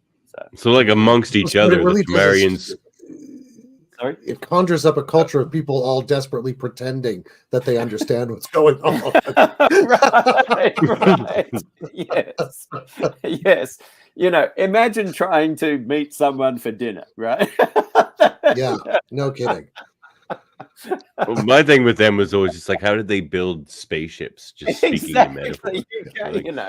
This is a spacefaring nation, civilization. Yeah, right. So it's like amongst each other, the Temerians could talk all in metaphor if they wanted to, but they would still have to understand each other not speaking in metaphor. See, just as my well. hypothesis point, is right? this is how they, they don't really like other civilizations, so they pretend to be talking in metaphor. No hablo español, sorry. Yes, exactly. We find after a while they all just go away and no one attacks us. We just call it negative diplomacy. Yes. I suppose better than a Tholian web, Yes. in the end. Most things are. I wonder. So Spock says when you eliminate the of all the impossible, whatever remains, no matter how improbable must be probable. That's an Can you almost ever given. eliminate all the possible though? That's what I'm. The impossible. Yeah. That's almost an exact quote from Sherlock Holmes in. That's where it comes from. So. That's Sherlock Holmes. And Holmes, in Conan Doyle's telling, doesn't quite understand how reasoning works, right? Because he calls what he does deduction, and it's clearly not. So there might be certain cases of deduction, but mostly what Holmes is doing is what we call abduction or inference to the best explanation, right? So, but it's a lovely quote. Conan Doyle also says. There's in the very first Conan Doyle story, the novel A Study in Scarlet, Holmes says this completely bizarre thing, right? So at least as reported by his memoir writer, Dr. Watson. Watson's writing his memoirs, and he was reporting about his new, his housemate buddy Sherlock Holmes. And he says that he can identify 138 different varieties of cigar ash, but he doesn't know the composition of the solar system, right? And when so he's like, it's totally superfluous to know. Right? Who needs to know that stuff? Right? Is there a moon? I don't know. Who cares? Right? And in defending his approach to things. According to Watson, Holmes told him that he's very careful to avoid knowing anything that's superfluous to his job as a detective, because he says the mind is like an attic. and you can only put so much furniture in it, right? So if he's got stuff about the solar system in there, well, he might not have all the, cigar ash info in there. So, which is interesting because Descartes famously thought that the mind was infinite in capacity. So the truth, I think, is somewhere between those two views. It's mostly Deep Space Nine in here. But, yeah, that's true. Every once in a while, I learn something new and forget well used. I think. There we go. Oh, here's an interesting question for you, but that your book made me think. Because you mentioned in your book that any sufficiently advanced tech or species like the species we see in Trek would be very easily be able to like hide themselves from us and shield themselves from us at our level. Oh, right. I think there I'm basically talking about Arthur C. Clarke's epistemological argument against time. Oh yeah, and the Drake equation and that kind of thing. Yeah. So in this bizarre non-fiction piece in about 1963 or something, Arthur C. Clarke wrote that we can know that ours is not a time travel world because there's no doubt that time travelers would have visited the crucifixion, and so there's no doubt that had they visited the crucifixion, we would know about it. And so since we don't know about it, nobody visited the crucifixion, so there are no time travelers, right? So never ever. And what I was pointing out was that this doesn't sit very well with what Clarke said in another different non-fiction piece when he said that any sufficiently advanced future technology would appear to us as magic, right? Sure. And so you just put those two claims together and they don't sit very well. That was the point that I was making there. And what Clarke actually says in that article about the crucifixion is he says, we would certainly know about it because they wouldn't have been able to conceal bulky tape recorders beneath their robes, which they definitely would have wanted to bring along with them to, record the event and so on. Right? So imagining somebody at the crucifixion just like this. I'm Snapchat this like crazy. Yeah. So, well, the thing I was relating that to the Drake equation, though, it's like we see no evidence of intelligence life out there right now, but based on the idea in the wilderness to Trump supporters, I don't know why. Of course, the Ozarks. But the Ozarks aside,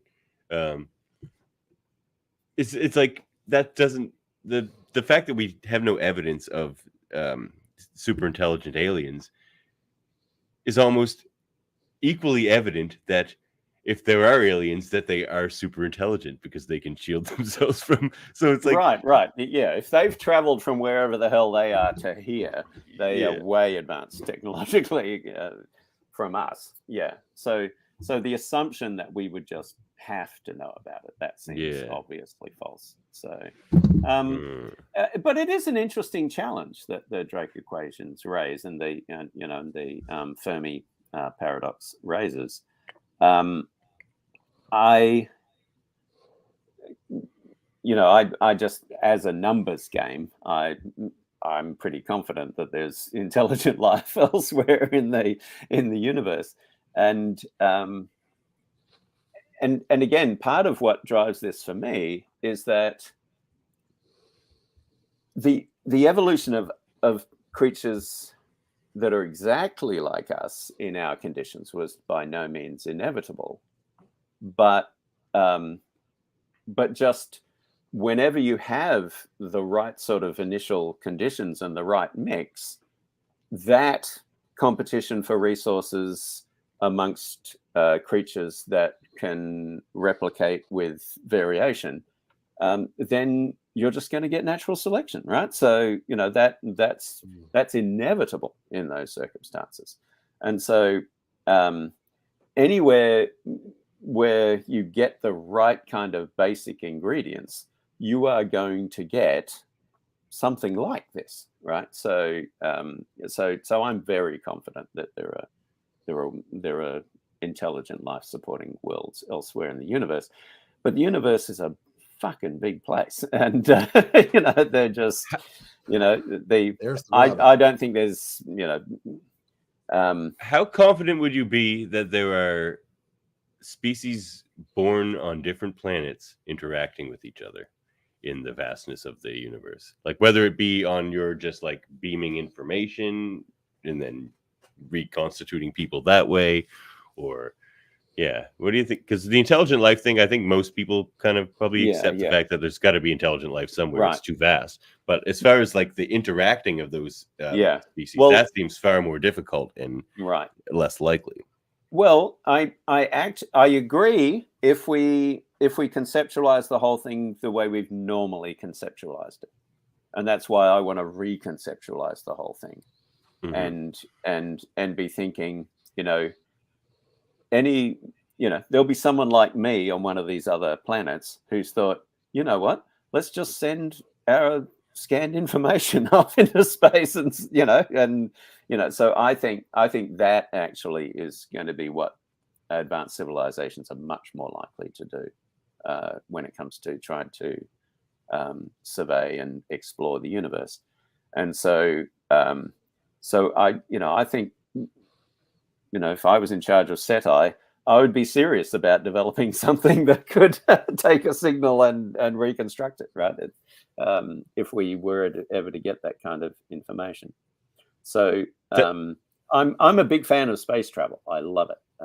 And actually, years ago, I met Elon Musk and didn't know what a dick he was at that point. But it was in 2005 in Kansas City. There was a big Robert Heinlein centennial thing, and in the science part of that, people were really anti-NASA. They were kind of, they were booing NASA literally when people mentioned NASA on stage, and they just treated Elon Musk like this rock star who was going to, with privatization coming and revolutionize the whole space travel thing, and frankly, NASA did drop the ball in various ways. I vastly prefer that we spend money on exploring space and preparing to explore space than, invading other countries and doing that sorts of things that people do.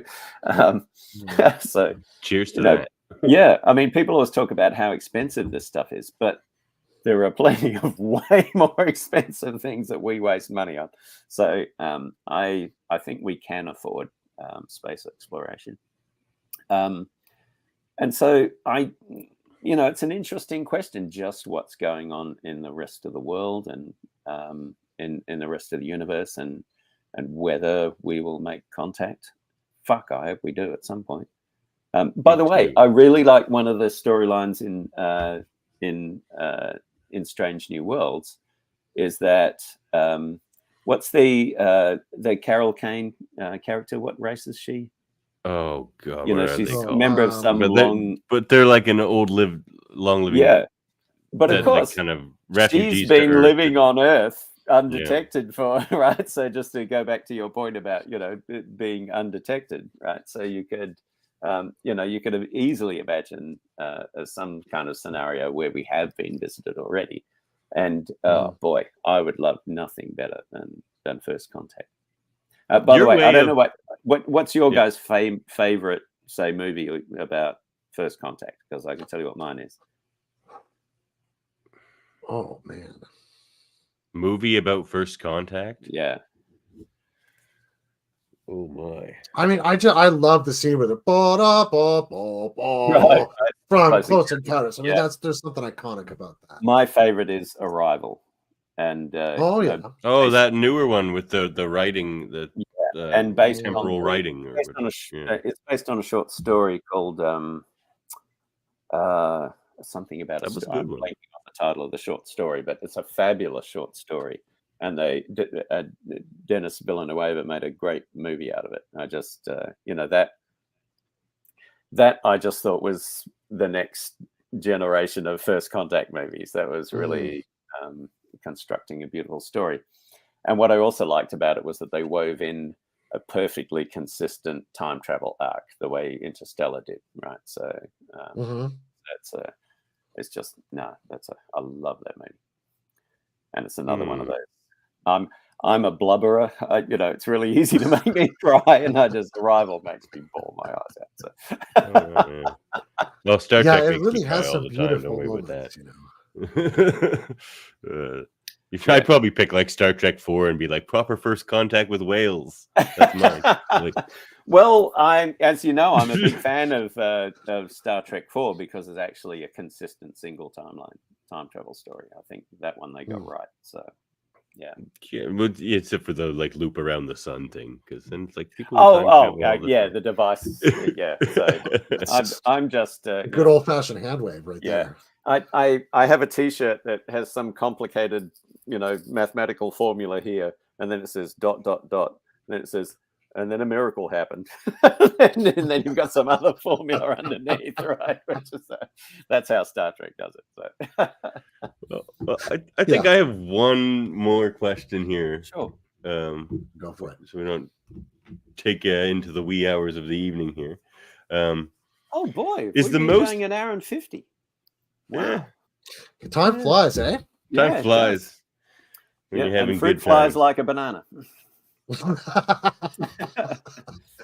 funny, our last guest is that was an actual. There was a linguistics program that actually came up with that in response to time flies like an arrow. It came up with fruit flies like a banana, which is a great response.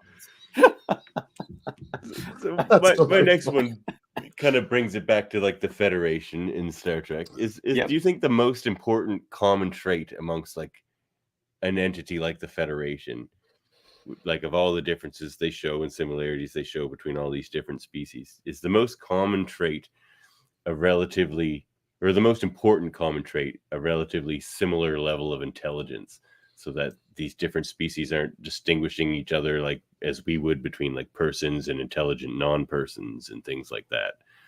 Like, is that like the one kind of thing we sort of see that's similar between the thing, and is that crucial? Definitely, when you're counting the different humanoid civilizations, I think that's definitely right. There are occasionally there'll be some super smart lot, and somebody who has ESP, and those kinds of things, like the Talosians and those things. But and occasionally you'll see some, like I love the Pakleds, right? So the dumbasses, right? Red alarm. Yeah. And so, but even the Pakleds are, cunning in their own stupid way, right? So I think you're right. They're all, advantageous. If we were going to draw a normal curve of humanoid intelligence, most of them would be clustered around the middle. Yeah, I think that's absolutely right. Is that why they hate augments in the Federation too? Because it like exceeds beyond that accepted level of intelligence they all have. Once we move away from biological humanoids, then it looks like the bets are off. So you get some quite advanced, just things that from their point of view, humans seem like just rats or something, right? So they do, when they bring in those non-biological humanoid species, they definitely play with the idea that we might be, pretty backwards, unsmart, unsmart, yeah, compared with some of the others out there. So, but I think that's right, and what you started out saying, and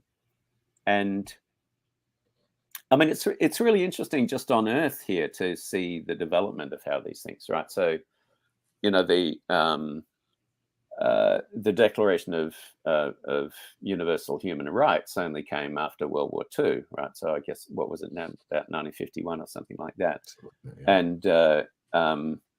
and what we've moved to there is a meaning of human, I think, that is what I would call moral humanity. So if it turned out that whatever species Carol Kane is, if they were actually among us, the fact that they're not biologically human, well, who cares? You know, that doesn't make any difference to their moral status whatsoever.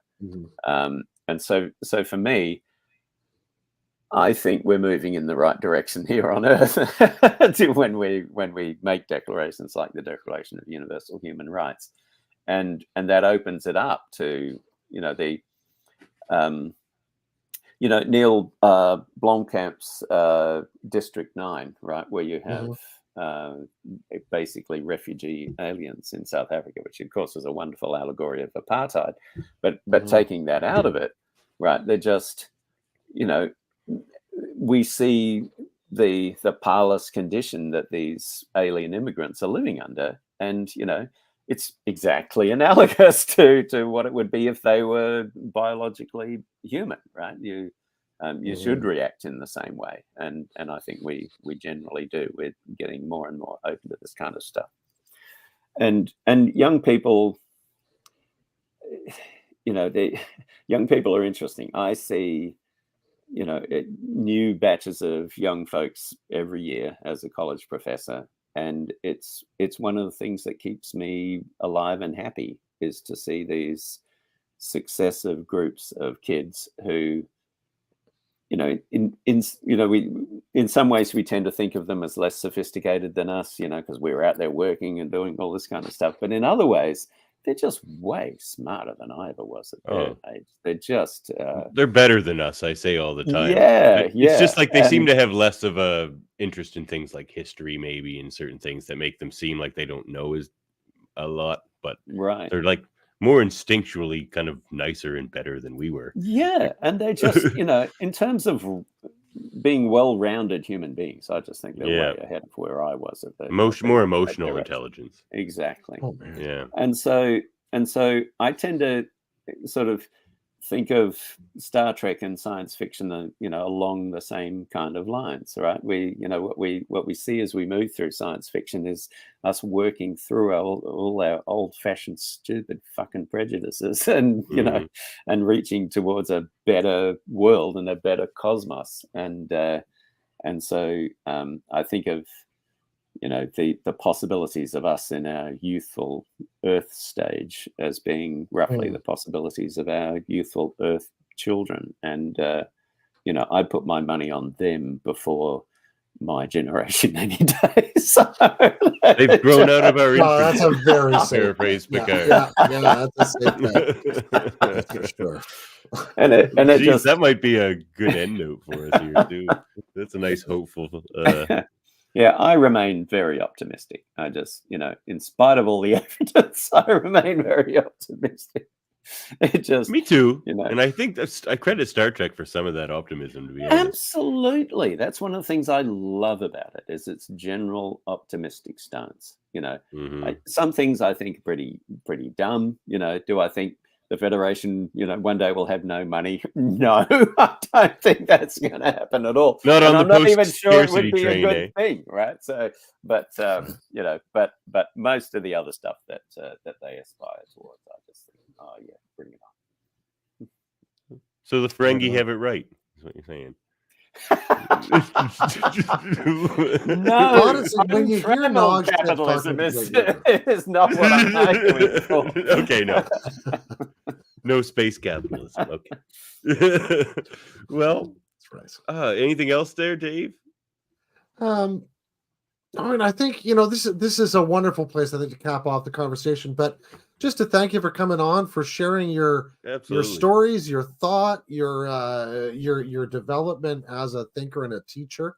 Because I think, you know, that's one of the parts that we may not have touched on enough of this is that this is, you know, this has been a teaching tool for you, but it's also, it seems like those students are giving you something and teaching you something as well about development and about where we can go.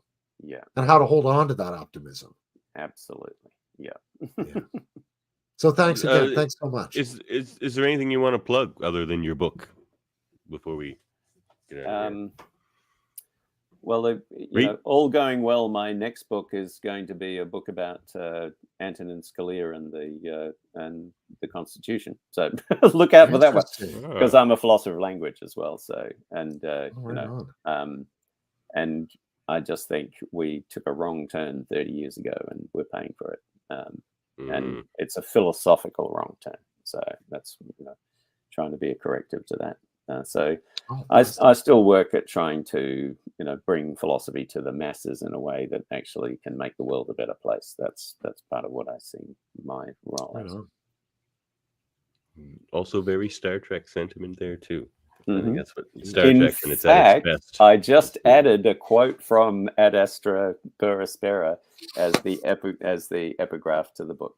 So, nice. Because Excellent. they say something that is the opposite of what Scalia thinks. So, one more question before we go. Did you ever think of doing a revised? Because you say some of your takes since 1996 have changed. Did you ever think of doing a revised edition of the Metaphysics of Star? I mean, but it's currently about 12th in line of book projects that I've got going. So it's that book's already out there. I don't need to. It's done. For whatever reason in my career, I've tended not to follow up even philosophical articles with further thoughts. I've tended to, because I'm interested in so many different things. I'm like, okay, been there, done that. Wasn't perfect, but I'm over here doing this. But I definitely have thought about doing this.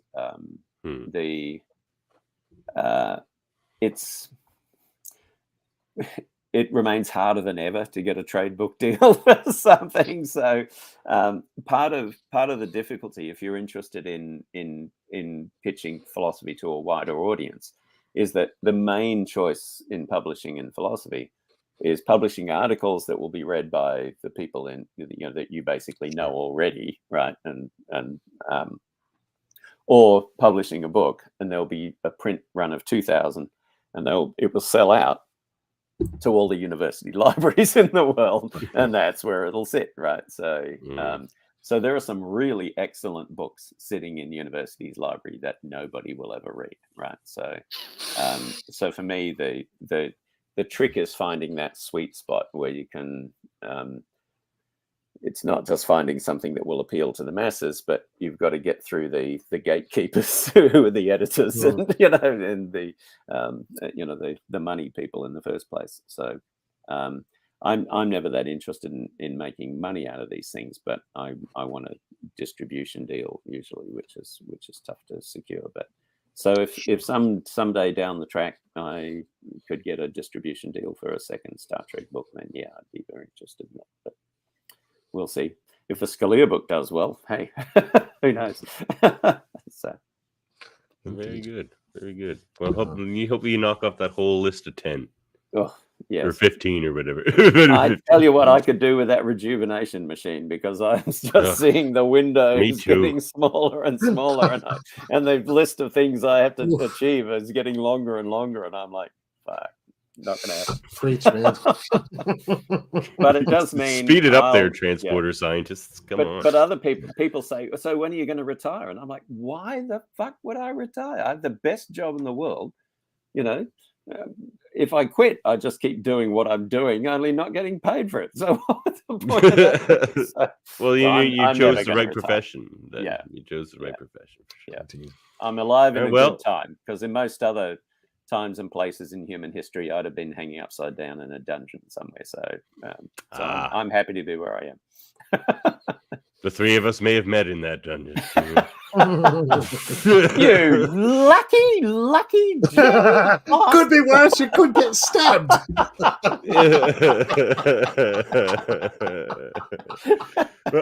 Well, you can find us on YouTube, Facebook, and Twitch, wherever you get your podcasts. That's where our audio-only version will be as well, wherever you get your podcasts. You can contact us at locutorsoftrek@gmail.com.